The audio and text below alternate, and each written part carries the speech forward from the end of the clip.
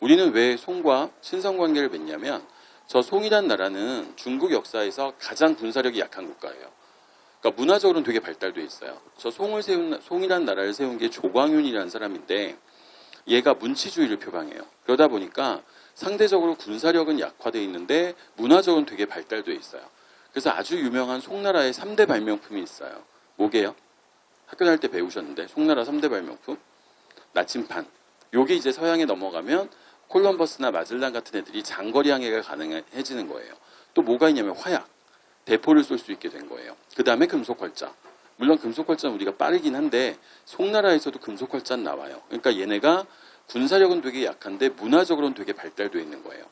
그러니까 고려가 송과 친선관계를 맺는 이유는 송으로부터 발달되어 있는 문화적인 것들을 받아들일 생각인 거고, 또 하나는 이 송으로부터 경제적인 이득을 취하겠다는 거예요. 그래서 문화적이고 실리적인 목적을 갖고 있는 거예요. 우리가 얘네들과 친선관계를 맺는 것.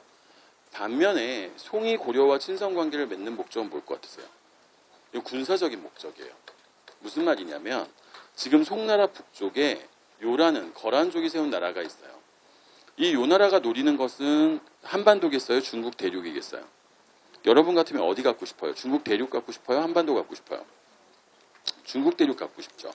그러니까 얘네들이 이쪽으로 늘 내려오려고 해요. 송나라 쪽으로. 중국 대륙으로 진출하려고 하거든요. 근데 지금 송과 고려가 뒤에 있는 고려가 친선관계를 맺고 있기 때문에 이게 요 나라 입장에서는 되게 골치 아픈 상황이에요. 왜냐하면 고려라는 나라가 그렇게 군사력이 약한 나라가 아닌데 송과 친선관계를 맺고 있기 때문에 만약에 여기 있는 거란 애들이 송을 공격하게 되면 뒤에 있는 고려가 치고 올라올 수가 있어요. 그러면 가운데 낀 요 나라 입장에서는 되게 골치 아픈 상황이 벌어지거든요. 그죠? 군대를 빼가지고 내려갔다고 쳐봐요. 송나라 공격하려고. 근데 뒤에 있는 고려가 치고 올라와요. 그럼 전문 용어로 빈집털이가 가능해져요. 아시겠죠? 그죠? 그래서 이게 안 되는 거예요. 이게. 그러니까 거란 입장에서는 송을 노리고 있는데 송을 먹으려면 뒤에 있는 고려부터 일단 정리가 돼야 돼요. 그래야 안심하고 송 쪽으로 국력을 집중시킬 수 있는 거예요. 뭔 말인지 이해하시겠죠?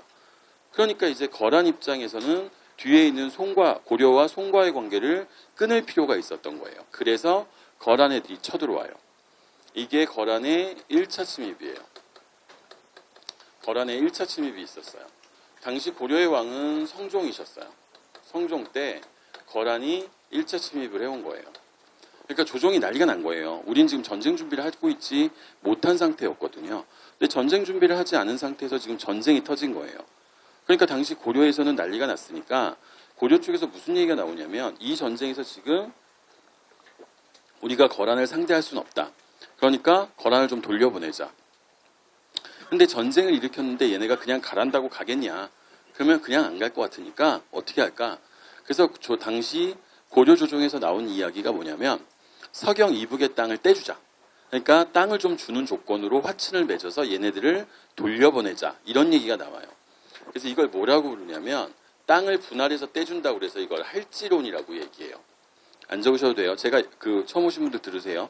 제가 이렇게 순서대로 적어 내려가는 건 기억을 하셔야 되는데 제가 이렇게 옆으로 빼놓고 설명하는 건 적지 마세요. 그냥 제가 설명하려고 그러는 거예요. 설명하려고 그러는 거니까 옆으로 빼놓은 건 안 적으셔도 돼요. 그러니까 땅 떼주자는 거예요. 실제로 이 주장이 설득력을 얻어서 서경 이북에 있었던, 서경이 지금의 평양이죠. 평양 이북에 있었던 주민들을 다 남쪽으로 이동시켜요. 그러면서 이제 그 위에 성들이 있었을 거 아니에요. 성들에 보관되어 있던 식량들을 백성들한테 나눠줘요. 왜냐하면 이게 적군한테 들어가면 뭐가 되는 거예요? 군량미 되는 거예요. 어차피 적군한테 들어가면 군량미가 될 건데 그걸 적군한테 넘어가도록 내버려둘 필요는 없잖아요.